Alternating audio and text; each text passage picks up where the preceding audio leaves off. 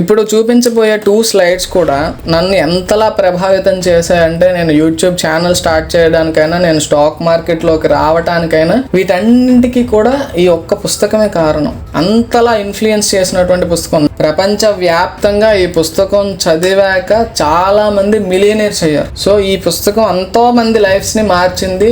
మనం ఎందుకు పేదవాళ్ళుగానే ఉండాలి, డబ్బు ఉన్న వాళ్ళుగా మారండి, రిచ్ పీపుల్ గా మారండి, ఇట్ ఈస్ ఈజీ అని చెప్పినటువంటి, మన మైండ్ సెట్ డెవలప్ చేసినటువంటి పుస్తకం rich dad poor dad. For example, ఒక మిడిల్ క్లాస్ ఫ్యామిలీలో మన యొక్క థాట్ ప్రాసెస్ అనేది ఎలా ఉంటుంది ఈ పుస్తకం చదవక ముందు అన్నట్లయితే, ఏదైనా ఒక వస్తువు మనం కొనుక్కోలేదు. ఒక ఆడి కార్ చూసాం, ఆ కార్ కొనుక్కోవాలరా, అరే కొనుక్కోలేం, మన దగ్గర అంత డబ్బు లేదు అనే ఆలోచన వచ్చింది అనుకోండి, అక్కడే మనం ఇంకా ఎదుగుదల ఆగిపోయింది, అంతేనా?